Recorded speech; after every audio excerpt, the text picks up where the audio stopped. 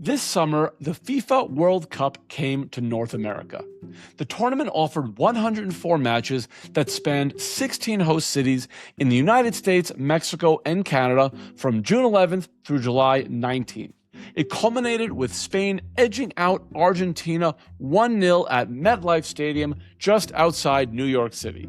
And now that the tournament is in the record books, we wanted to do a retrospective on the tournament's impact to its host cities. In terms of the data we're going to show, everything will be in US dollars so we can compare across geographies. And also, the data is aggregate for each of the cities, but the time frames will differ a bit. Now, to keep it simple, for each data point you see, it'll represent the aggregate data for that city starting when the tournament began on June 11th and runs straight through the final night that the city hosted a World Cup matchup, recognizing that the days in between the matchups would certainly be impacted by the World Cup.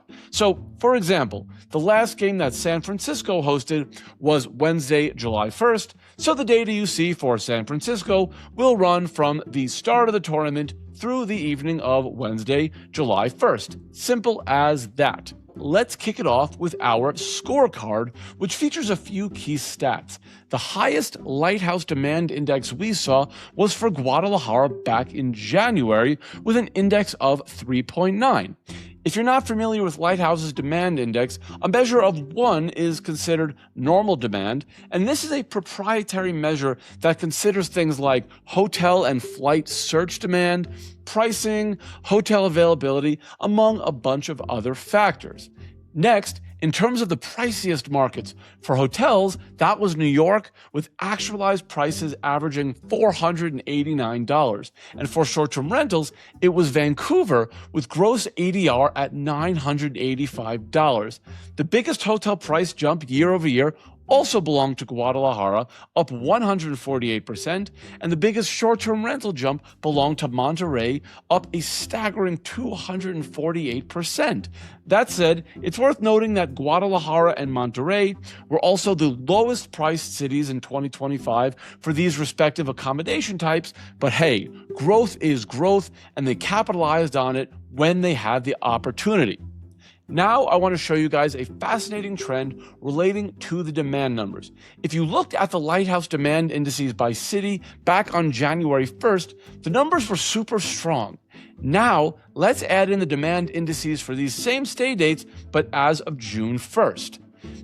And we see this here in the red bars, and roughly 10 days before the kickoff, demand indices came down for every single city, and in most cases they came down quite a bit, with San Francisco being the only city where the downward movement was marginal. Now, I think this was driven by a multitude of factors. Cross-border travel demand softened quite a bit over that time span. Inbound tourism to the United States slid, U.S. trips to Mexico fell, and Canadian visits to the U.S. dropped, and this was all coupled with general concerns among internationals about traveling into the U.S.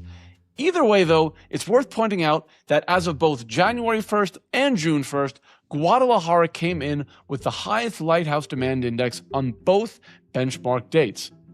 Now, who won on price growth? On hotels, it was the Mexican markets and Dallas atop the rankings. As I mentioned before, Guadalajara led at plus 148% year over year, followed by Dallas and Monterrey, both up around 66%, and Mexico City at plus 57%. Guadalajara is really in a league of its own here, with its year over year growth rate more than doubling the next closest market. That top spot likely comes down to a couple of factors. It was the lowest priced hotel market in 2025, so growth was from a lower baseline. And beyond that, Guadalajara hosted a home nation Mexico group game plus a game with eventual champions Spain. It was a combination of marquee draws that, coupled with a lower 2025 baseline, that allowed Guadalajara hoteliers to really maximize that growth. New York rose a more modest 22%, but at $489, it was still the most expensive hotel market. And the laggard, Vancouver, was essentially flat and proved to be an already pricey market with little headroom left. Now, on to short-term rentals, which spiked even harder than hotels. Monterrey led at plus 248%. Kansas City was up 188%, and Mexico City up 176%, both more than doubling year over year, along with Vancouver, Guadalajara, Philadelphia, and Dallas. Vancouver, which, if you recall, was ostensibly flat on hotel pricing growth, was actually the priciest short-term rental market at $985. I tend to think that was impacted by short-term rental regulations. British Columbia limits short-term rentals to a host's principal residence, which will naturally limit legal short-term rental supply. And with World Cup demand hitting a capped pool of short-term rentals, it showed that pricing had nowhere to go but up. And one more thing. Hats off to Monterrey. It's the only market that finished top 3 in both hotel pricing growth and short-term rental gross ADR growth. So perhaps that makes Monterrey the tournament's most complete winner. So what do you do with this if you're a revenue manager? 2 things. First, the growth upside moved to the value markets. If you're setting rates in a value market, don't anchor to your usual ceiling. A marquee event gives you far more room to push rate than you might otherwise suspect. And second, watch the demand signals, not just the calendar. Demand cooled meaningfully between January and June, even as the event got closer.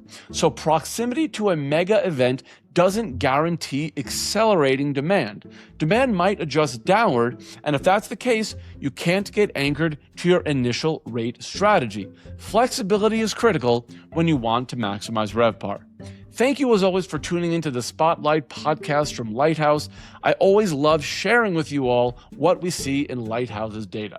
And be sure to check back next week, because we will be back, as always, with another Lighthouse Quick Take.